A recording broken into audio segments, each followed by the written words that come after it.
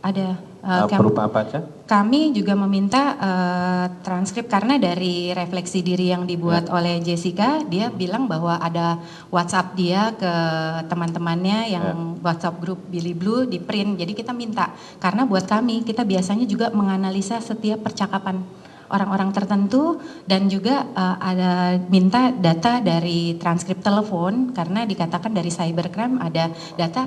Tujuan kami adalah melihat siapa orang yang mengetahui kondisi terperiksa gitu. Untuk kita benar-benar dapat data yang sesungguhnya tentang terperiksa. Terhadap Kondisi berita acara masalahnya. Berita acara pemeriksaan saksi lain apakah juga dapat? Atau hanya data tentang terdakwa saja? Maksudnya gini, untuk menilai melakukan tadi dari angka 1 sampai 5 tadi. Kita minta semua juga. Pak Hakim. Karena memang mendapatkan konsensus kami baik secara internasional maupun nasional itu dimungkinkan untuk kami melihat seluruh data. Untuk melihat ada inkonsistensi enggak. Begitu ada inkonsistensi itu perlu bukti fakta ilmiah. Apakah kita nggak percaya seluruh data itu, tapi justru harus benar-benar kita, oh di sini ada nama ini, kita perlu datangkan nama itu. Ini benar nggak seperti ini? Karena tujuannya tadi memotret kondisi kejiwaan saat dia bertemu, saat dia minta pertolongan misalnya. Seperti itu. Jadi selain mendapatkan CCTV, kemudian tadi mungkin transkrip WhatsApp, kemudian ada beberapa berita acara saksi juga. Apakah juga melakukan wawancara terhadap orang-orang lain khusus ketika melakukan pemeriksaan terhadap terdakwa ini? Pada Jessica kami juga meminta data kolateral dari ibunya, ibu Imelda ya namanya. Kemudian juga dari Hani yang kebetulan teman dari terperiksa yang memang bersama-sama di tempat kejadian. Oke, kalaupun untuk saksi yang atas nama visum et repertum psikiatrum yang atas atau itu istilahnya sama atau lain tadi antara visum et repertum sama hasil laporan pemeriksaan kesehatan tadi sama? Maksudnya Pak, pertanyaannya? Ada dokumen di kami ini visum et repertum psikiatrum atas nama terdakwa. Ada juga hasil pemeriksaan kesehatan yang atas nama Rangga. Apakah hasil pemeriksaan kesehatan jiwa itu apakah sama maksudnya? Hanya dalam terminologi yang dalam bahasa Inggris atau bahasa Indonesia tapi hasilnya sama atau ada beda? Perbedaannya adalah tadi kalau proses ini udah masuk ke ranah hukum dan ini kita biasanya menamakannya terminologi secara hukum itu adalah visum et repertum psikiatrikum. Tapi kalau orangnya memang belum didakwa atau ini kami menyebutnya ya surat keterangan kesehatan jiwa. Oh itu terminologinya seperti itu, tapi isinya sebenarnya sama. Sebenarnya sama. Dan metodologi ataupun yang sama. juga dilakukan sama juga.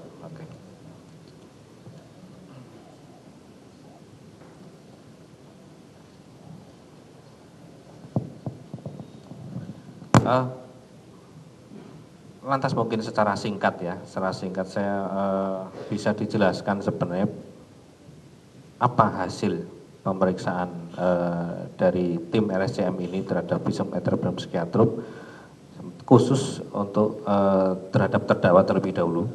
Kaitannya tentang pertama mungkin apa kepribadian dari terdakwa ini. Pada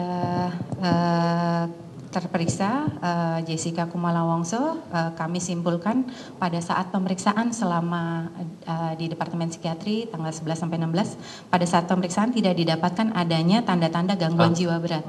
Mohon maaf, sebelum kesimpulan tentunya ada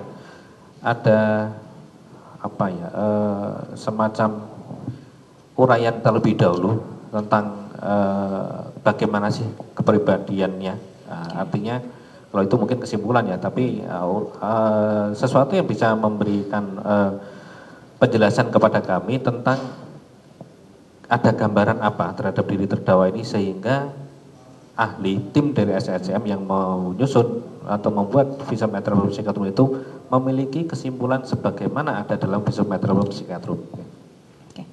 Kalau dari tipe kepribadian kami mendapatkan data-data bahwa pada terperiksa Jessica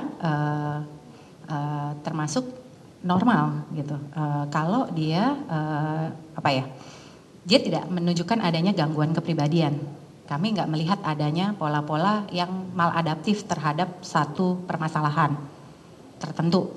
Namun dari riwayat yang diperoleh dari catatan kepolisian New South Wales yang ada dari Australia itu yang di-endorse pada tanggal 3 itu didapatkan riwayat bahwa ternyata kalau dalam situasi tekanan pernah ada respons-respons emosi yang muncul kalau dia sedang berada dalam tekanan, misalnya putus pacar, dikatakan di situ dia memiliki masalah relasi, kemudian di saat itu juga dia dari transkrip kalau kita lihat situasinya, kita analisis, didapatkan bahwa kecenderungan bisa muncul adanya agresivitas terhadap dirinya.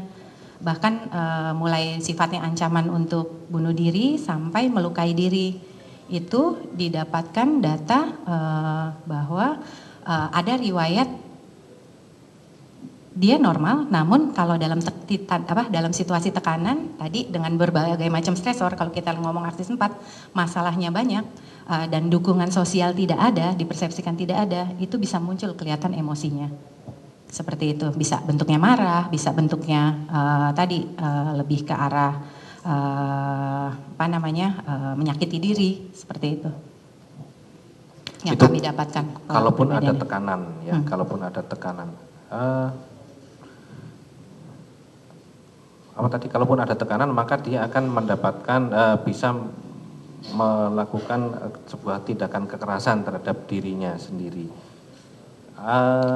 Kalaupun terhadap orang lain, kalaupun ada tekanan. Kalau dari dalam situasi itu justru orang lainnya biasanya yang merasakan emosinya mungkin tidak ditujukan langsung Pak Hakim. Tapi karena tadi dia marah atau apa, kalau kita lihat di laporan kepolisian itu ada riwayat mantan pacar melaporkan bahwa namanya aggressive violence order, apprehended violence order terhadap Jessica karena merasa tadi emosinya mungkin tidak stabil dan membuat dia jadi nggak nyaman sehingga dia melaporkan ke polisi untuk jaga jarak gitu supaya tidak diganggu, seperti itu sih. Mungkin bentuknya lebih karena tadi nggak tahan terhadap situasi emosi kalau yang kita pelajari dari report kepolisian dari New South Wales. Artinya ketika terdakwa ini mendapatkan tekanan, selain ada resiko untuk melakukan perbuatan kekerasan terhadap dirinya sendiri, apakah juga memiliki potensi untuk melakukan suatu tindakan terhadap orang lain?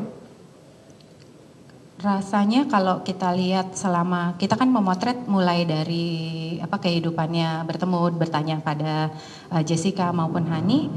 Jessica baik-baik saja selama 2007 sampai 2008. Semua permasalahannya itu baru muncul justru di bulan-bulan akhir November sampai Desember yang kita potret. Memang permasalahannya kalau dipotret dari laporan itu sedang banyak masalah dari sisi tadi berbagai hal yang membuat dia jadi nggak nyaman gitu. Jadi munculnya pada bulan-bulan akhir ya? Bulan-bulan akhir di 2015 kalau kita coba menganalisis kondisi situasinya berdasarkan informasi kolateral data tadi. Tadi sempat juga disinggung terhadap ada sesuatu atau seseorang yang mendukung itu seperti apa? Artinya bagaimana reaksi ataupun sikap yang dimunculkan oleh terdakwa ini ketika ada orang yang mendukung. Okay. Namun kemudian ketika orang yang diharapkan mendukung itu ternyata tidak mendukung, itu seperti apa? Dan apakah selama tim dari RSCM ini melakukan observasi dapat dipilah atau dapat diidentifikasi siapa-siapa saja orang-orang yang mendukung terdakwa ini ketika menjelang akhir-akhir atau yang dikatakan tadi adalah akhir-akhir tahun 2015 ya, ketika banyak tekanan terhadap diri terdakwa ini. Kami memang mempelajari dari tim, kita datang untuk difasilitasi oleh Australian Federal Police itu untuk mewawancara rekan kerja. Terlihat ada beberapa rekan kerja yang mampu membuat Jessica nyaman seperti Sally Konas, kemudian Bree Smithson. Itu kelihatan bahwa kalau beliau ada di dekat, kalau terperiksa ada di dekat figur-figur yang punya sisi nurturing, bisa memberikan saran atau solusi, itu kondisi emosinya sangat stabil, baik.